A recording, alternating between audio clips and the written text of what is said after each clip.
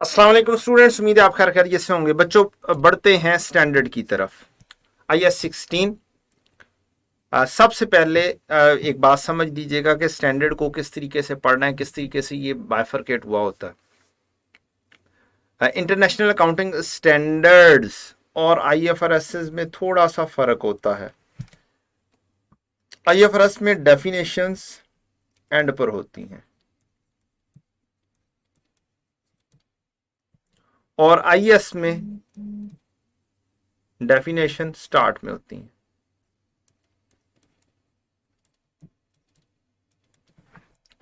ठीक, बिल्कुल स्टार्ट में आपको मिल जाएंगी। स्टार्ट अक्सर ऑब्जेक्टिव और स्कोप से आपको नजर आएगा।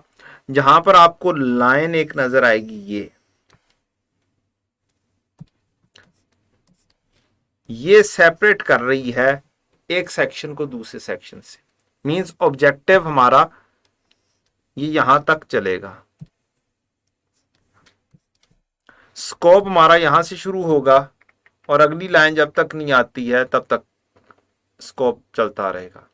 स्कोप के अंदर एप्लीकेशंस आ रही होती हैं कि ये स्टैंडर्ड अप्लाई कहां पे होता है, जो कि MCQs के अंदर अक्सर पूछ लेता होता है। अब ऑब्जेक्टिव इस स्टैंडर्ड का क्या है? इसका स्टैंडर्ड का ऑब्जेक्टिव है accounting treatment of property plant equipment को किस तरीके से अप्लाई करना है। ठीक, प्रिंसिपल इश्यूज क्या हैं? रिकॉग्निशन ऑफ एसेट है, determination of their carrying amounts है, डेप्रीसिएशन की चार्जिंग है, इम्पेयरमेंट लॉसेस है। ये सारी बातें इसकी हैं जो कि इसको कैटर करनी है। स्कोप के अंदर कि ये स्टैंडर्ड किस किस चीज पर अप्लाई होता है, कहां कहां पर अप्लाई नहीं होता, तो ये स्टैंडर्ड अप्लाई हो रहा है प्रॉपर्टी प्लांट इक्विपमेंट पर except when another standard require permits a different accounting treatment. और ये वाला स्टैंडर्ड अप्लाई नहीं होता किस किस चीज के ऊपर? जो उनसे हेल्ड फॉर सेल कर दिए जाते हैं फिक्स एसेट्स, उस पर IFRS 5 अप्लाई होता है। बायोलॉजिकल एसेट जिसके ऊपर IES 41 अप्लाई होता है, एग्रीकल्चर, जो कि एग्रीकल्चरल एक्टिविटी में शामिल होते हैं, लेकिन उसमें अदर देन बियरर प्लांट्स, इसको छोड़ दें। ये क्या चीज है? Recognition and measurement of exploration and valuation of assets. Exploration के लिए जो मिनरल रिसोर्सेज के लिए जो एसेट्स इस्तेमाल हो रहे हैं उसके लिए स्पेसिफिक अलहदा से स्टैंडर्ड, वो भी हमारे कोर्स से बाहर। मिनरल राइट्स, ये भी हमारे कोर्स से बाहर। ठीक है, इसके अलावा अदर स्टैंडर्ड्स में रिक्वायरमेंट है, जैसे IFRS 16 है लीजेस से रिलेटेड। ये अब IS 17 पुराना हो गया, IFRS 16 है, तो वहां पर लीजेस का स्टैंडर्ड अप्लाई हो रहा होगा। IS 40 है इन्वेस्टमेंट प्रॉपर्टी का। An entity using the cost model for investment property in accordance with IS 40 shall use the cost model in this standard। वो उसमें कोई फर्क नहीं है, हमने ये पढ़ा हुआ है। तो ये वाली बात यहां पर से भी कंफर्म हो रही है स्कोप से ऑफ IS 16। डेफिनेशंस के ऊपर आते हैं। बियरर प्लांट की डेफिनेशन हमें नहीं चाहिए। कैरिंग अमाउंट क्या होती है? हमें पता है कि एसेट की वैल्यू जो रिकॉग्नाइज की गई उसमें से डिडक्ट करेंगे एक्यूमुलेटेड डेप्रिसिएशन और एक्यूमुलेटेड इम्पेयरमेंट कॉस्ट। ये डेफिनेशन बड़ी इंपॉर्टेंट है। ये हमें एक्सचेंज ऑफ एसेट का बताती है। एक्सचेंज ऑफ एसेट के अंदर जो हमारी डेफिनेशन है fair value of old asset minus cash paid, जो हमने सीखा है, ये वो चीज बता रही है। Cost is the amount of cash और कैश इक्विवेलेंट पेड और the fair value of other consideration given, जो दूसरा एसेट दिया जा रहा है, given fair value of old asset given.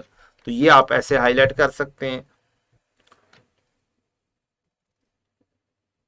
ठीक है, depreciable amount, cost of asset, उसमें से रेजिडुअल वैल्यू लेस। डेप्रीसिएशन क्या है? Systematic allocation of depreciable amount है over its useful life. Entity specific value क्या होती है? एंटिटी स्पेसिफिक वैल्यू ये है present value of the cash flows of entity expected to arise from the continuing use of asset and from its disposal at the end of its useful life or expected to incur settling a liability. ये specific value basically जो हमने decommissioning की बात की हुई है उसके लिए प्रेजेंट वैल्यू यूज हो जाएगी. Fair value is the price that would be receive to sell an asset और paid to transfer the liability in an ordinary transaction between marketable participant at measurement date. किसी भी एक date के ऊपर जो parties एक दूसरे को जिस वैल्यू के ऊपर चीज बेचेंगी तो उसको आप फेयर वैल्यू कह सकते हैं. Impairment loss carrying amount exceed कर जाए रिकवरेबल अमाउंट से तो उसमें वहां पर इम्पेयरमेंट लॉस आ जाएगा. Property plant equipment tangible items है, हेल्ड फॉर यूज है इन द प्रोडक्शन और सप्लाई ऑफ गुड्स और फॉर रेंटल पर्पज और for admin purposes, expected to use during more than one period. तो ये बातें हमने पढ़ी हुई हैं लेकिन स्टैंडर्ड में डायरेक्टली अवेलेबल है हमारे पास. Recoverable amount is the higher of an asset's fair value less cost to sell and its value in use. तो ये IAS 16 में 36 में हमने पढ़ा हुआ है. रेजिडुअल वैल्यू क्या होती है जी? is the estimated amount that an entity would currently obtain, आज की दिन में obtain करे from the disposal of asset. जो हमारे पास ही है वही अगर हम dispose of कर दे आज ही एसेट तो क्या हासिल होगी? After deducting estimated cost of disposal, cost of disposal को भी लेस कर दिया जाए, नेट वैल्यू लेनी है. If the asset were already of the age and the condition expected at end of useful life, अगर हम आज जो भी एसेट है अगर हमने 10 साल बाद बेचना है तो हम ये सोचें कि 10 साल बाद जो उसकी कंडीशन होगी और जैसी उसकी हालत होगी अगर वैसी ही हालत में आज ये एसेट बेच दिया जाए तो क्या हासिल होगा. तो इसको इस तरीके से भी कंसिडर किया जा सकता है जैसे होंडा सिटी है. आज हमारे पास होंडा सिटी अगर 2015 मॉडल है तो और उसकी लाइफ गुजर चुकी हुई है 7 साल, ठीक से हम 2022 में बैठे हुए हैं तो 7 साल गुजर चुकी हुई है इसकी लाइफ. और चलें यहाँ पर भी मिसाल जो मैंने लिखी है उसी को बात करते हैं. 1 जनवरी 22 पे ऊपर ये सिटी कितनी पुरानी हो गई हुई है. यूजफुल लाइफ के बाद 5 साल बाद हमने इसे बेच देना. तो आज ही देखेंगे यार 5 साल पुरानी जो गाड़ी है आज से 5 साल बाद जो होगी जो हालत इसकी, तो उस हालत की कोई गाड़ी नजर आती है तो उसकी जो वैल्यू होगी वो हमारी क्या होगी? रेजिडुअल वैल्यू होगी. Useful life is period. अब यूजफुल लाइफ 2 किस्म की है जो कि ईयर्स में भी डिफाइन की जाती है. जैसे हम लाइफ यूज करते हैं on the basis of year, straight line method जो हम यूज करते हैं. Period over which asset is expected to be available for use और द नंबर ऑफ प्रोडक्शन और सिमिलर आइटम्स जो हम आउटपुट मेथड यूज करते हैं वो इस बेसिस पर यूज करते हैं. है ये दोनों यूजफुल लाइफ. रिकॉग्नाइज कब करना है? जब प्रोबेबल फ्यूचर इकोनॉमिक बेनिफिट होंगे. Flow to the entity, cost can be reliably measured. Item such as spare parts, stand by equipments, servicing equipments, ये अगर definition of property plant and equipment पर पूरा उतरेंगे तो हम इनको रिकॉग्नाइज कर सकते हैं. अदरवाइज इनको हमने इन्वेंट्री में लिखना होता है.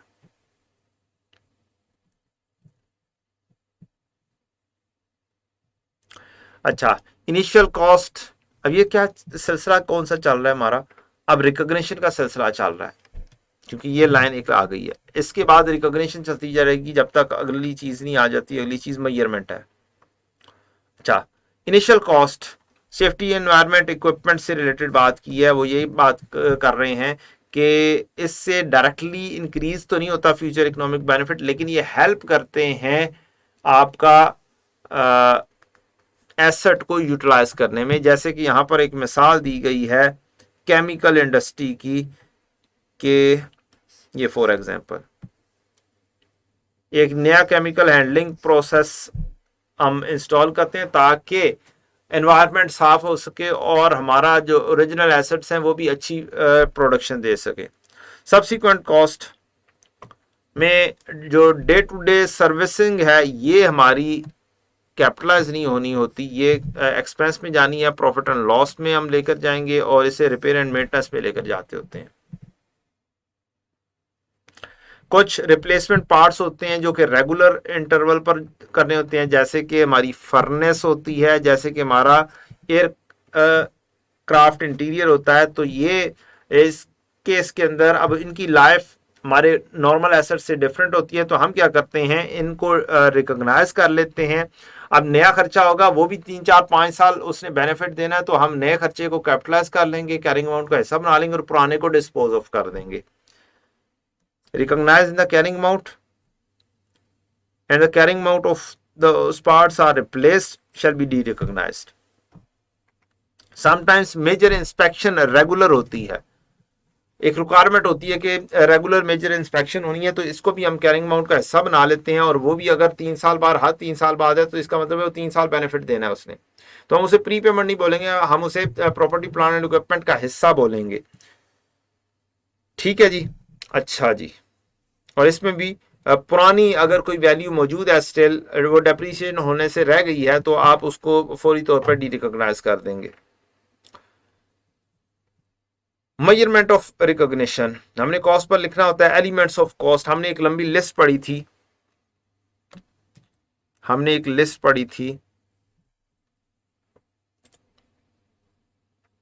ये एक्सचेंज ऑफ एसेट की बात आ गई, जो हमने थोड़ी देर पहले थोड़ी सी देखी है, और जिसके अंदर हमने ये वाले 2 रूल्स एक हिसाब से एक जगह पर आ रहे थे। Old asset, fair value of old asset अगर नहीं पता, न्यू एसेट की नहीं पता, fair value of old asset पता है तो भी fair value of old asset plus cash paid, और fair value of old asset और न्यू एसेट दोनों की पता है तो फिर भी fair value of old asset plus cash paid. ये डायरेक्टली कॉस्ट की डेफिनेशन में हमें मिला।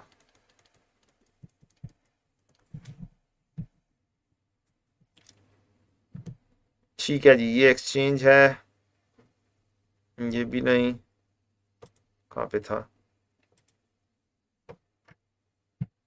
कॉस्ट डिटर्मिनेशन,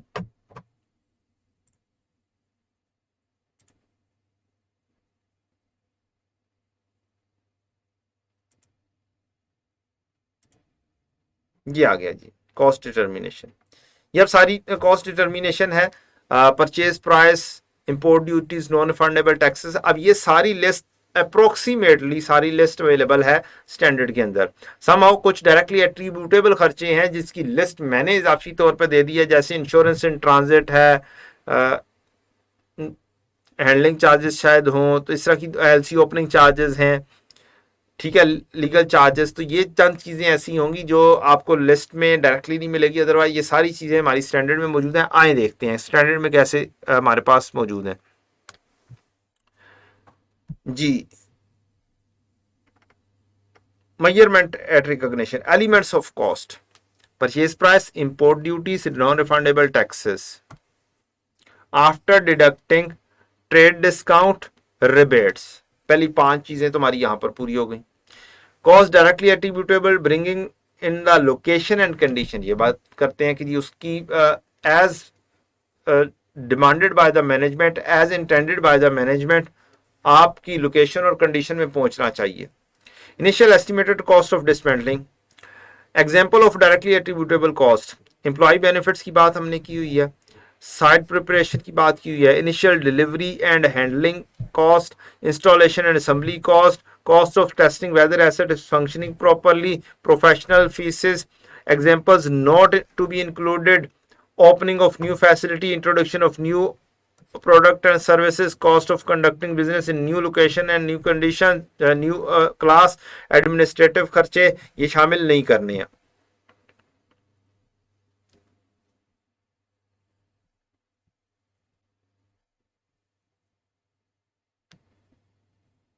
कुछ खर्चे कंस्ट्रक्शन से या से स्पेसिफिक होते हैं, of item of property, plant and equipment, but were not necessary to bring the asset in location and condition for it to be capable of operating in the manner intended by the management.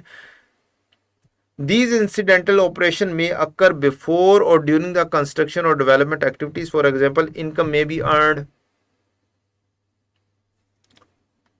Building की site के ऊपर car park की वजह से, ये not necessity to bring the items हैं, और ये रिकॉग्नाइज कर जाएंगे कहां पर, प्रॉफिट एंड लॉस में, included in respective classification of income and expense, जो आपका इनकम या एक्सपेंस होगा। अच्छा जी, मेजरमेंट कॉस्ट, और ये पूरी की पूरी लिस्ट जो हमने डिस्कस की हुई है वो सारी की सारी आ गई है। Purchase price, import duty, non refundable taxes, trade discount, rebates, ये सारी की सारी तो पहली लाइन में मिली थी। साइट प्रिपरेशन की बात हुई, डिलीवरी की बात हुई, हैंडलिंग की बात हुई, असेंबली की बात हुई, ऑक्ट्राइज चार्जेस की बात नहीं हुई, टेस्टिंग की बात हुई, इंश्योरेंस की बात नहीं हुई, लीगल चार्जेस या प्रोफेशनल चार्जेस की बात हुई, डिसमेंटलिंग की बात हुई, एम्प्लॉय बेनिफिट की बात हुई, डेप्रिसिएशन ऑफ अदर एसेट्स की उस तरीके से बात नहीं हुई। IAS 23 के अंदर हमने जो इंटरेस्ट कैपिटलाइजेशन पढ़ी हुई है वो उसकी बात नहीं हुई, या अगर आपने अभी पढ़नी है तो भी कोई बात नहीं है, बाद में आप पढ़ लेंगे। IAS 23, तो IAS 23 का इंटरेस्ट अगर क्वालिफाइंग एसेट हो तो वो हमने ऐड करना होता है। कौन कौन सी चीज़ें नहीं लेनी, स्टाफ ट्रेनिंग नहीं लेनी, कभी भी न्यू जगह पर आपकी सर्विसेज हैं, न्यू लोकेशन पर हैं, एडमिनिस्ट्रेटिव, तो ये वाला पूरा आपने पैरा पढ़ लिया। तो ये डायरेक्टली हमारे पास स्टैंडर्ड में बहुत सारी चीज़ें क्या हैं, अवेलेबल हैं। अब आते हैं जी सब्सिक्वेंट कॉस्ट के ऊपर, ये नहीं, मेजरमेंट के ऊपर, ये बातें हो गई। Measurement of cost, cash price at the recognition date के ऊपर आपने क्या करना होता है, रिकॉग्नाइज करना होता है। और अगर कोई एसेट जिसके अंदर आप पेमेंट डेफर कर रहे हो तो जो डिफरेंस होता है वो इंटरेस्ट एक्सपेंस के तौर पर लिखा जाता है। ठीक है बच्चों, one or more of property plant equipment में be acquired in exchange of non monetary asset. चलिए, नॉन मॉनेटरी एसेट की एक्सचेंज की भी बात आ गई, तो कहता है कि cost of such item of property plant and equipment is measured at fair value, fair value के ऊपर मेजर करना है। ठीक है, unless the exchange transaction lack commercial substance, commercial substance नहीं है। अब फेयर वैल्यू कौन सी, ओल्ड या न्यू, उसकी कहानी बात की, वो हमने जेन में रखना है। लैक कमर्शियल सब्सटेंस, जो फोर्थ हमारा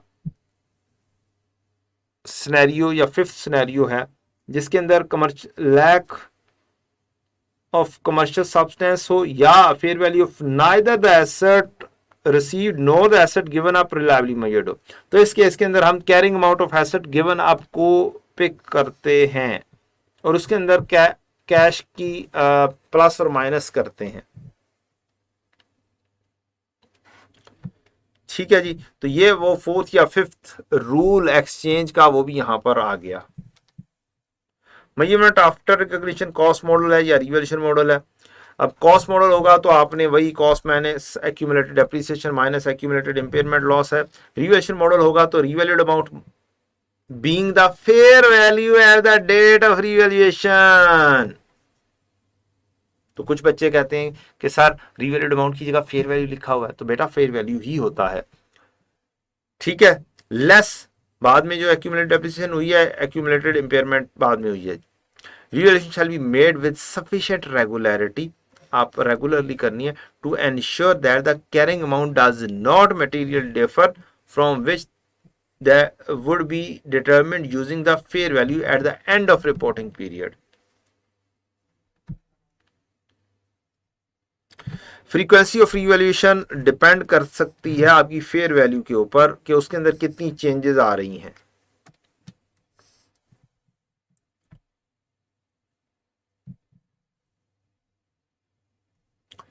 जब एसेट रिवैल्यू होता है तो कैरिंग अमाउंट उसकी एडजस्ट कर दी जाती है to revalued amount. At the date of revaluation, asset is treated in one of the following ways.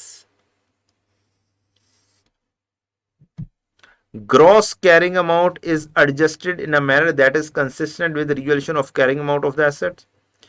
Accumulated depreciation is eliminated against the gross carrying amount. इसको कहते हैं नेट रिप्लेसमेंट मेथड।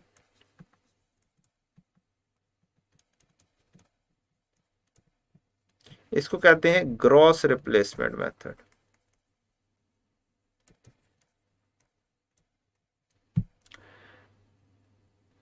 ये consistent with revaluation of carrying amount है। For example gross carrying amount may be restated by reference to observable market data or it may be restated proportionately to the change in the carrying amount.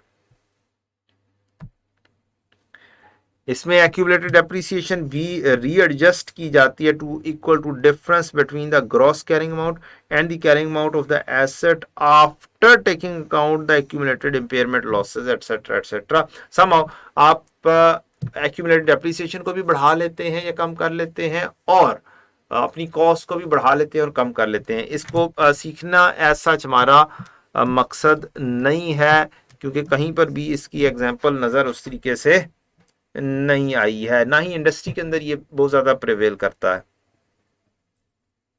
जब भी आपको revalue करना है तो entire class को revalue करना है, और क्लासेस कौन कौन सी हैं ये आपसे पूछा जा सकता है। तो जो कि स्टैंडर्ड में डायरेक्टली लिखी हुई है, land, land and building, machinery, ships, aircraft, motor vehicle, furniture, fixture, office equipment, bearer, plants. तो ये आप की क्लासेस हैं। ठीक है बेटा।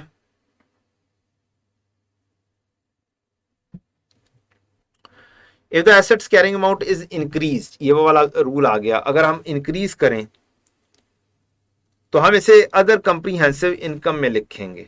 And accumulated in equity under heading revaluation surplus. पहले ओसीआई में लिखा जाएगा, फिर रिवैल्यूएशन सरप्लस में वहां से मूव करेगा। How the increase shall be recognized in profit and loss to the extent that it reverses a revaluation decrease of same asset previously recognized in profit and loss। अगर profit and loss में balance हो तो पहले profit and loss को खाओ और बाद में सरप्लस में जाओ। पहले देखेंगे कोई लॉस तो नहीं पड़ा हुआ पुराना, उसको रिवर्स करना है।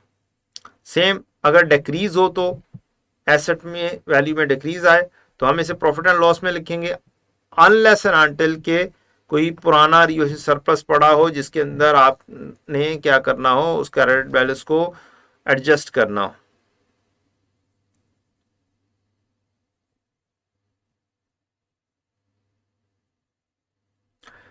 The revaluation surplus included in equity in respect of item of property plant may be transferred directly to retaining when the asset is derecognized। may be, तो दो ऑप्शंस हैं कि जब डीरिकॉग्नाइज हो उस वक्त ट्रांसफर कर लो।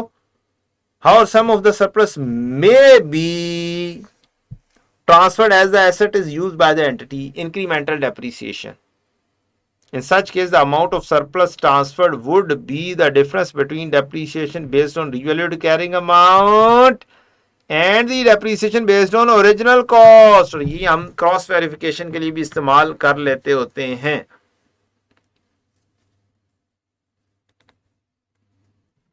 डेप्रिसिएशन है,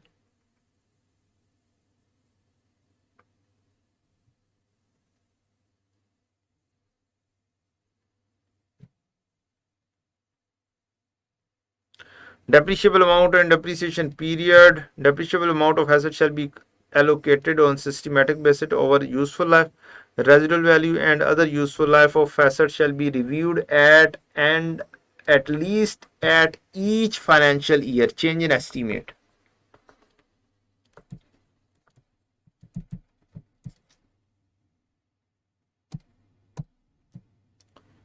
residual value and useful life reviewed at least at end of each year end। if expectations differ from previous estimates, the change shall be accounted for। IS 8 के तहत हम इसे डील करेंगे। change in estimate। depreciation is recognized even if the fair value of the asset exceeds its carrying amount। ठीक है जी। तो as long as the asset's residual value does not exceed its carrying amount। मैं आपको बोलता हूं कि आपकी जो फुली डेप्रीशिएटेड में है, एक्यूमुलेटेड डेप्रीसिएशन बाय मैक्सिमम बराबर जा सकती है आपके कॉस्ट के, sorry yes, cost minus residual value के बराबर WDV हो सकती है। ठीक है जी, कॉस्ट माइनस रेजिडुअल वैल्यू के बराबर एक्यूमुलेटेड डेप्रिसिएशन हो सकती है, WDV नहीं, बाय मैक्सिमम इसके बराबर हो सकती है, डेप्रिशिएबल अमाउंट के बराबर हो सकती है, डेप्रिशिएबल अमाउंट।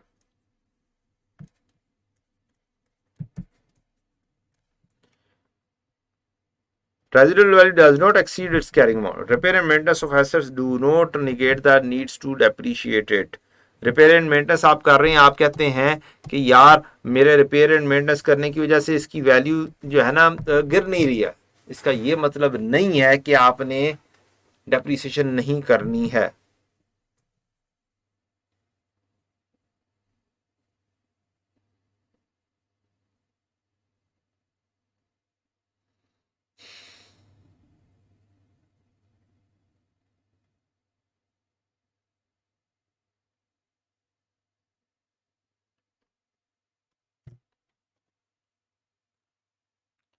अच्छा, अब एक बड़ी प्यारी सी बात पैरा 54 में लिखी हुई है, residual value of asset may increase to an amount equal to or greater than the asset's carrying amount. उफ, बराबर भी हो सकती है या बढ़ भी सकती है। रेजिडुअल वैल्यू होता नहीं है कि कार आपने खरीदी थी 6 लाख की और अब प्राइसेस कार की पहुंच गई हैं 20 लाख के ऊपर, तो वो जो उसकी रेजिडुअल वैल्यू है ना वो ही आपकी 9 लाख के ऊपर चली गई है, तो उसकी ओरिजिनल कॉस्ट से भी बढ़ गई हुई है।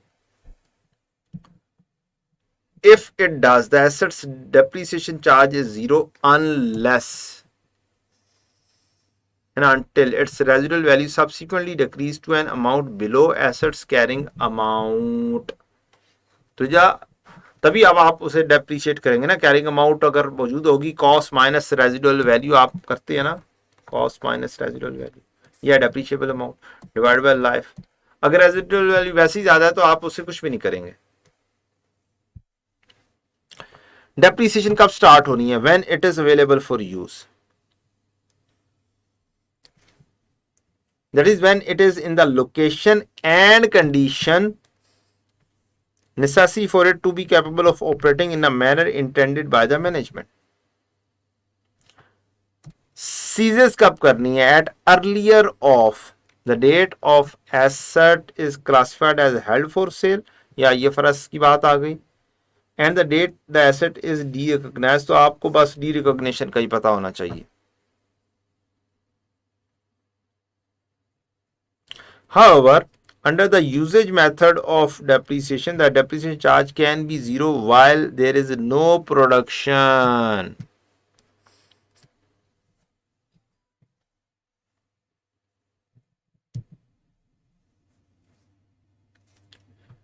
कुछ फैक्टर्स, कौन कौन से फैक्टर्स कंसिडर होने चाहिए यूजफुल लाइफ को मैयर करने में, वो मुख्तलिफ किस्म के, ये थ्योरेटिकल बात आ सकती है, एमसीक्यूज के लिए ये काम आ सकती है।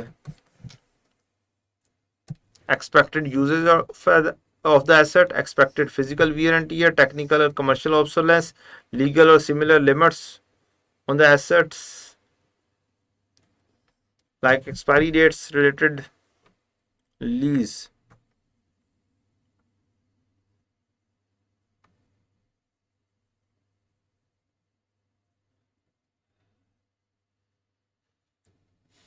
अच्छा जी, depreciation method applied to an extent shall be reviewed at least at each financial year end, and if there is any significant change in expected pattern,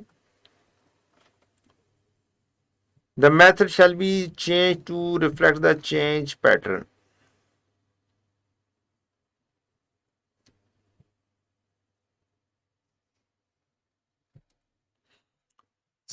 shall, और इसको such an change shall be accounted for as change in accounting estimate। IS 8 के मुताबिक इसको हम क्या करेंगे?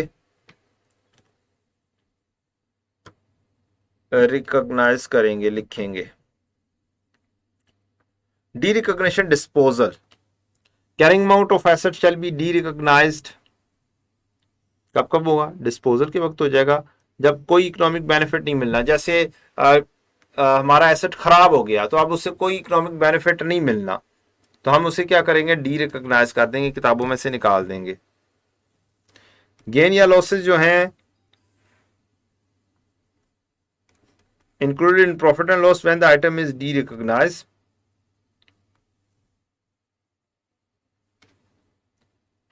और ये गेन लॉसेस रेवेन्यू कभी भी नहीं कंसिडर होंगे।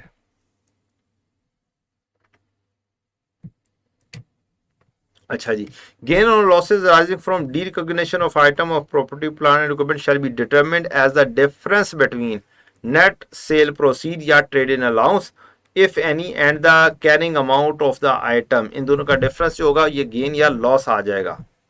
डिस्क्लोजर्स जो हमें बार बार देने होते हैं, डिस्क्लोज क्या क्या कुछ करना है, वो जो हम मेजरली नोट बनाते हैं उसके अंदर देखिएगा, जो हम मेजरली नोट बनाते हैं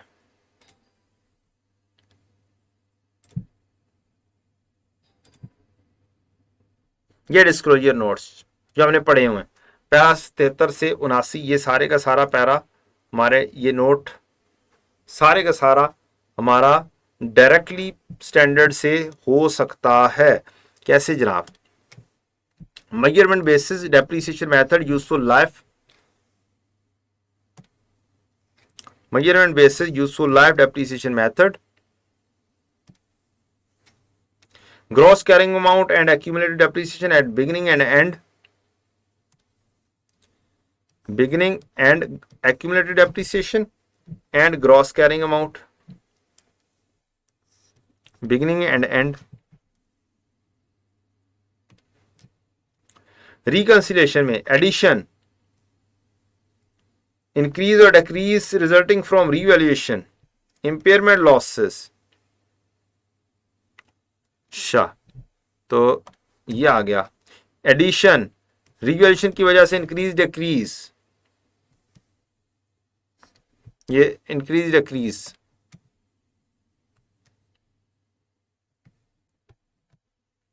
फाइनेंशियल स्टेटमेंट शैल आल्सो डिस्क्लोज, कोई रेस्ट्रिक्शन है तो वो बता दें, कोई प्लेज हुआ है तो वो बता दें, कोई recognise in the cost of construction under process है तो वो बताएं, कमिटमेंट्स कोई आपने की हुई हैं तो वो बताएं। अगर अलहदा से नहीं मेंशन किया हुआ, कोई amount of compensation from third party, कोई आपकी इंपेयर हुआ था, उसका कुछ हासिल हुआ है इंश्योरेंस कंपनी वगैरह से, तो उसका भी बताएं। ठीक है जी, तो ये हमने कहां पर पढ़ा हुआ है? तो सारी चीजें तो हो गई आपकी, डिस्पोजल तो वैसे ही आनी आनी है। ठीक है, तो gross and net carrying amount दोनों बतानी थी, तो नेट कैरिंग अमाउंट की ओपनिंग और क्लोजिंग आ गई। अच्छा, अब बढ़ते हैं next.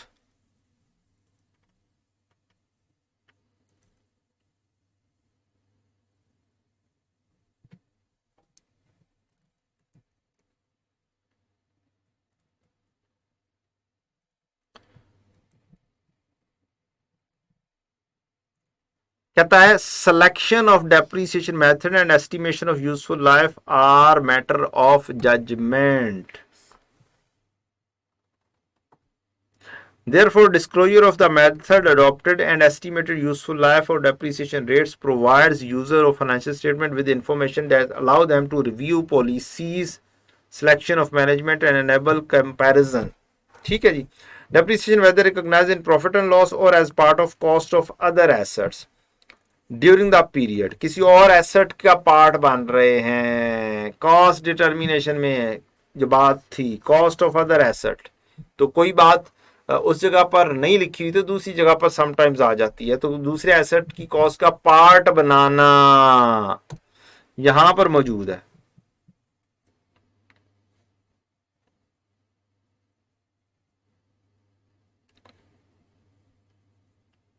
In accordance with IS 8 हमें क्या करना है? Effect of change in accounting estimate कैसे बताना है? इफेक्ट इन करंट पीरियड और is expected to have effect in subsequent periods. ये दो चीजें ही हमने बतानी होती हैं। ये आपके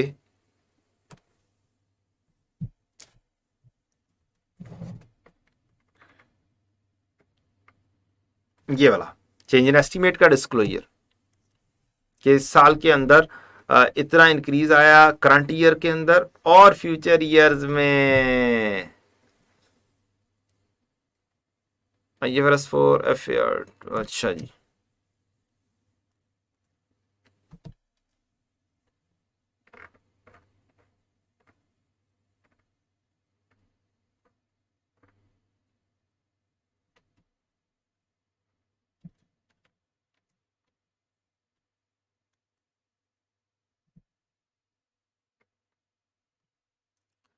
अगर एसेट हमारा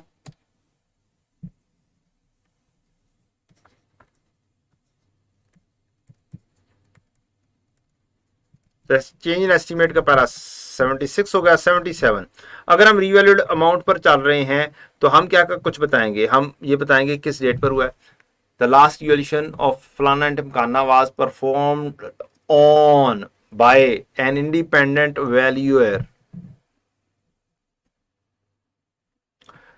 carrying amount that would have been recognized had the asset been carried under the cost model। तो हमारे पास तो अब स्टैंडर्ड भी है, अगर हमें इंग्लिश भूल भी जाती है तो हम यहां से लिख सकते हैं। Reverse surplus indicating the change for the period, reverse surplus का note and any restriction on the distribution. Reverse surplus में क्या क्या मूवमेंट आई है, कि क्या क्या अप एंड डाउन हुआ है। May also find following information कि आपका अगर एसेट कोई टेम्परेरी आइडल है तो अगर आप बता दें तो अच्छी बात है, नहीं बताएंगे तो कोई बात नहीं, खैर है।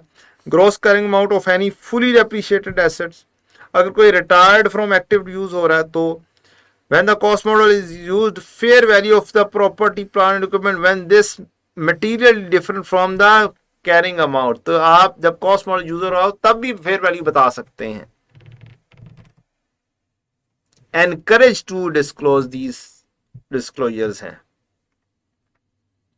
तो ये हमारा स्टैंडर्ड IS 16 की मुख्तलिफ बातें जो डायरेक्टली स्टैंडर्ड से आप पढ़ सकते हैं, लिख सकते हैं, हाईलाइट कर सकते हैं, वो हमने डिस्कस कर ली along with the discussion already we have done।